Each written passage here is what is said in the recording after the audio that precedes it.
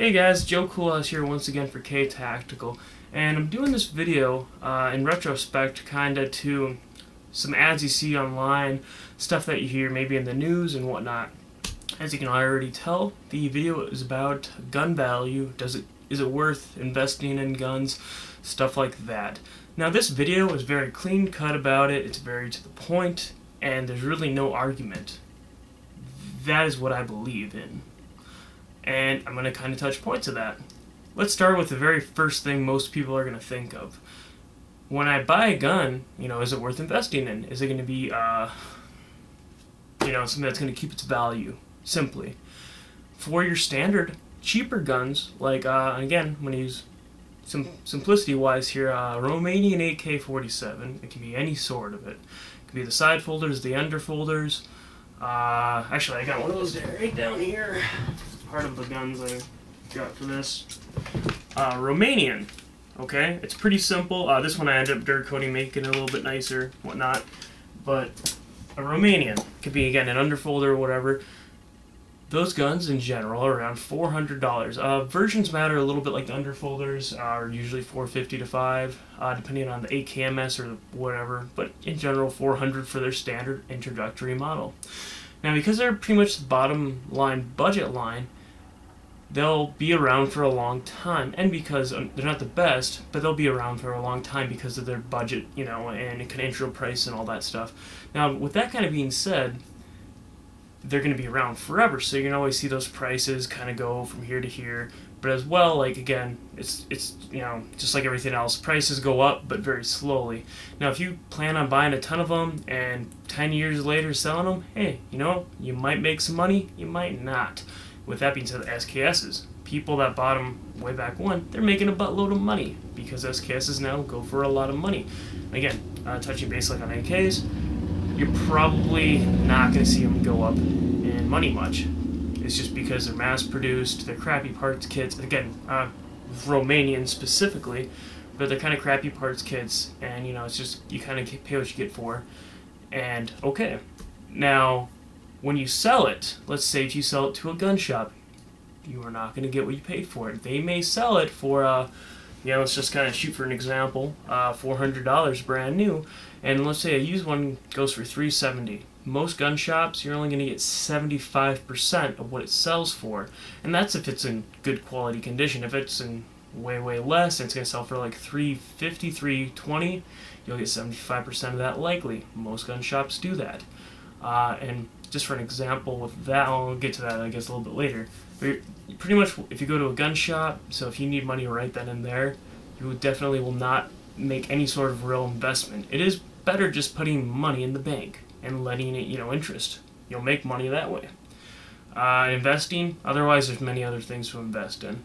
Now, kind of as I was trying to say earlier, I don't know the best way to put it, but if you are, if money isn't an issue, let's say you run into some really good, and let's say you even have like an FFL license. You run into this really good deal from a website or some people that you deal with, and you can get like a dealer price on, let's say, for every 10, like when you buy 10 Romanians, you'll get them for $370. If you buy 20, you'll get each for $367, and if you buy 30, you'll get each for $360, and then it keeps on going down, maybe just a little bit or something. You'll obviously make money that way because you're investing in such a large bulk variety of it. So anyways, that's ways where you'll make some money. But just the standard person buying it, yeah, you won't.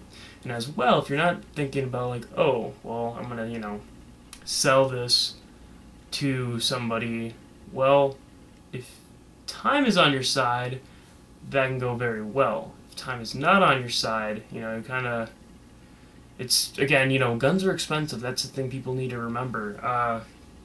Again, being like a bottom line gun, like a 400 Romanian, you definitely could probably get rid of it easier because price-wise not as expensive, but you kind of have, again, that key aspect of, hey, $400, man, interested? You're probably not going to get what you pay into it. Just kind of the same concept of cars. When you take a car out, you get so many miles on it, and cosmetic wear, whatever, scratches, whatever. Is it still worth $20,000? No. With rare, crazy, unique guns, that's a different story. Just with rare, crazy cars, you know, unique cars like Corvettes and whatever, some of those older muscle cars, they'll be worth a bunch of money. That can happen with guns, but it's very uncommon. So kind of keep that in retrospect. But as well, you know, I mean, again, it's very, very rare for a gun to go up in value. At least up in value where it's worth investing. And as well, finding somebody to buy it. Now, let's kind of talk on, that should pretty much cover everything. Again, kind of rambling a little bit, but trying to hit all the key aspects and points. Now let's talk about custom guns. As you probably want to lean forward to grab that AK, which as well, I did a Duracoat on this myself, and then, you know, I got the bolt carrier nickel plated, and put some different wood on here.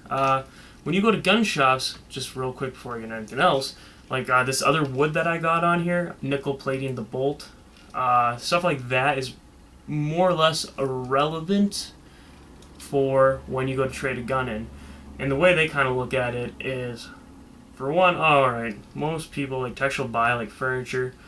Let's say you spend $50 and buy Tapco stuff, like the cheaper Tapco stuff, compared to its standard wood. Well, the regular wood probably would have cost 30 or 40. Now, since we're selling it, there's not really much more. Well, you know, we'll tack on maybe $5-10, but they don't really look at extras being extra. Even magazines, EOTechs, anything. I went to Cabela's and I've seen AR with a quad rail, an EOTech, and front grip selling for $900 used, and I'm like, that guy's an idiot to sell that there. You should just, you know, oh, I'll take off the site, I'll take off this because it's not worth selling there.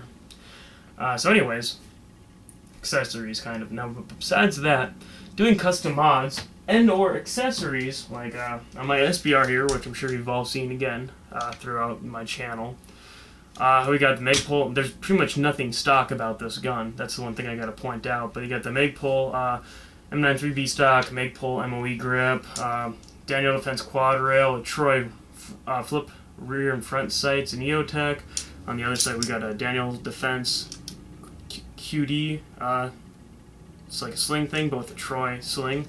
We got different push pins. We got a different magazine release. We got a Vortex flash hider, Spike tactical grip, Surefire flashlight, a Daniel Defense offset light mount, and then we also got a different latch, competition trigger, different Wilson Combat release, and Norgan Ambi mag release, and that's only the tip of the iceberg.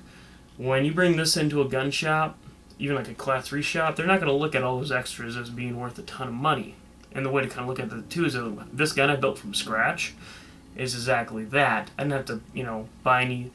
It was cheaper to build it from scratch than buying a gun and building, like cutting the barrel and then buying different stock and then doing this. So that's the reason why I did it that way. This gun, because it's very, very unique and very, very rare and just, you know, it's fucking pretty badass looking. If I meet the right person the right day, I might be able to get what I have into this gun because it is so goddamn crazy expensive. Otherwise, if I sell this myself, it'd probably be like 80% at best. Right here, I got a Koryonovish AK. Just the AK themselves, not anything modified to them, run about $1,000 now. With EOTech, all this other stuff on here, the desert camo, I may be lucky to get $1,003. Then if you had all the extra mags, it'd be more. I got Bulgarian mags, but it's one of those things that guns, the crazier, more expensive they get, the less they're worth for reselling wise. Again, the way to think about it is, let's just talk about the camos here. Some people, for this desert DPM, they're super into it. And if they are, that's awesome. Great. If they're not, it's not going to be a selling point for them. They may, as you'll see here, I got the KVAR side scope quick detach mount with the EOTech. But if they might like the, and also with KVAR, you know, front stock and a Trimex rear, they might really dig the gun, but not the camo. So that's the kind of thing, again, to look at is if they're into it, they're into it. If they're not, they're not. You might even be able to make money if you know what you're doing. And as well, you know, like when I Duracoat stuff for people, obviously, oh yeah, that's great, you know, and how much are you wondering for this type of paint job? Oh, well, why not? Cool, cool.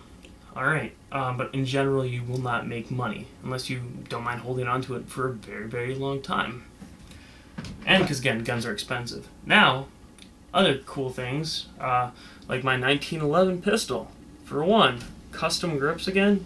These things that, although very cool, very unique, they aren't worth diddly squat for when it comes to extras. The compensator, the Will Combat trigger, I don't have the other beaver tail on anymore. But yeah, all these little things don't matter. The fact that it's nickel plated, that will get it some extra money. But besides that, that's pretty much it. So, I hope this video kind of helps some people in aspects that if you're thinking about investing into guns or investing into something, hopefully it just kind of helps where you may be thinking about doing that. And unfortunately, guns is definitely not the way to invest. One aspect that I will say is if you're looking at, you live in a shady neighborhood of some sort and you want to protect your family, guns are the best investment. One of the best investments. I shouldn't say the best, but it's one of the best investments that is out there. With that being said, it can also be an extraordinarily dangerous hazard if safety precautions are not undertaken properly. So kind of with that again, take it as what it is and be completely safe. But guns have as much potential to do good as bad. Can't be any clearer than that. So, again, depending on which specific aspect you're looking at for being a good investment, it can be and it cannot. For the standard person's sake of money-wise, I would say that overall they're not. Because again, with cheaper guns, you can usually get what you have out of it and maybe a little bit more, especially like the Romanian AK that I showed you guys. But besides that, good luck.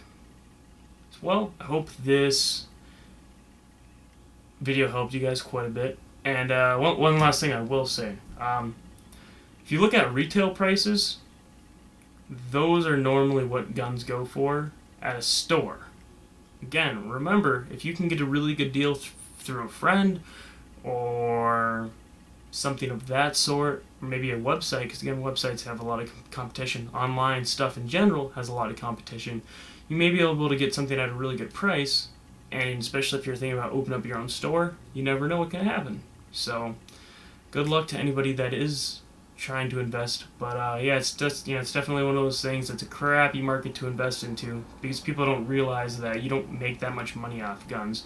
Even when I sold accessories there for a while, you didn't make that much off of accessories.